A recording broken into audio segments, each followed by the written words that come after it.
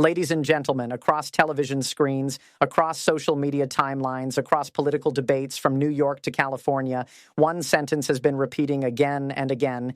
America has outplayed the European Union once more. It sounds like a victory chant. It sounds like a clean win. But tonight, we slow this story down, we pull back the curtain, and we look at what really happened behind the scenes of the most tense transatlantic showdown in decades. Because what unfolded between Washington and Brussels in 2025 and 2026 was not a simple triumph. It was a pressure campaign. It was brinkmanship. It was power politics in its rawest form. And it may have quietly changed the Western alliance forever. For nearly 80 years, the United States and Europe moved together. They fought wars together. They built institutions together. They shaped the modern world side by side. But under President Trump's return to hardline deal-making diplomacy, that relationship stopped feeling like a partnership and started looking like a transaction. In mid-2025, a massive trade agreement was announced. The White House called it historic. Trump called it a crushing victory for American workers. Europe agreed to buy enormous amounts of U.S. energy, pouring billions into American gas exports. European companies committed new investments into U.S. factories and infrastructure. Market barriers that had protected European industries for decades were loosened almost overnight. From Washington's perspective, it looked like dominance. But inside European capitals, the mood was very different. Leaders weren't celebrating. They were calculating damage. Russia had already been removed as a major energy supplier after years of geopolitical conflict. Now the United States controlled the majority of Europe's energy lifeline. By the end of 2025, nearly 60% of Europe's imported energy came from America. It wasn't cooperation anymore, it was dependency. And in global politics, dependency is leverage. The message from Washington was unspoken but understood. Accept these terms or face crushing tariffs that could send European economies into recession.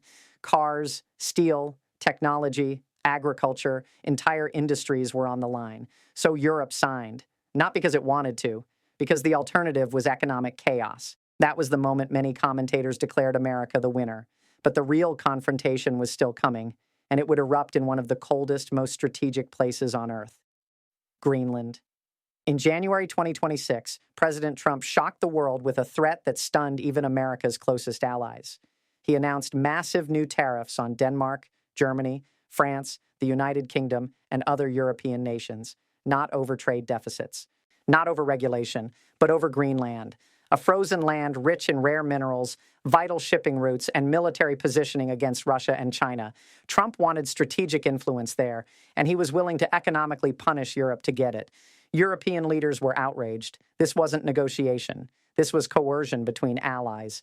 Within days, the European Union prepared retaliation, more than 90 billion euros in counter tariffs. Trade talks were frozen. Diplomatic hotlines lit up. For a moment, the world watched as the Western alliance stood on the edge of a full-scale economic war. Markets trembled, NATO officials scrambled behind closed doors, and one question dominated global headlines. If America and Europe break apart, who fills the vacuum? Russia, China, new power blocks waiting for the West to weaken. Then suddenly, the crisis cooled. Trump suspended the tariffs after emergency talks with NATO leadership.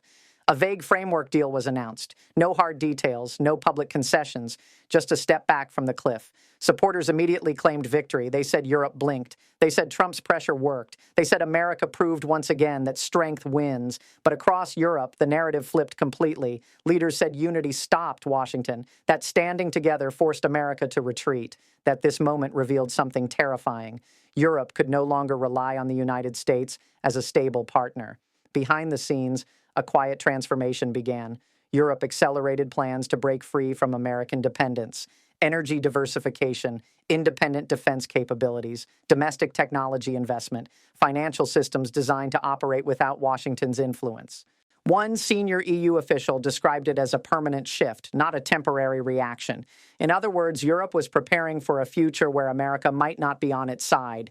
And while Washington had secured energy dominance and short-term economic gains, it was losing something far more valuable: trust, the glue of alliances, the invisible force that held NATO together for generations. Yes, America extracted concessions. Yes, U.S. exports surged. Yes, Trump demonstrated raw leverage. But every pressure tactic pushed Europe closer to independence and alternative alliances, toward Asia, toward new trade partners, toward a multipolar world where America no longer sits at the center, So who really won? Did America outplay Europe? Or did it awaken a sleeping giant that now wants freedom from U.S. control? The truth is uncomfortable. There was no clean victory. America gained power, but lost loyalty. Europe avoided collapse, but discovered its weakness. The alliance survived, but it cracked. And in geopolitics, cracks have a way of spreading. This wasn't just about tariffs. It wasn't just about gas shipments. It wasn't just about a frozen island in the Arctic. It was about a shifting world order, an America using pressure instead of partnership, a Europe learning the price of dependence, and a global balance slowly moving away from unity toward rivalry.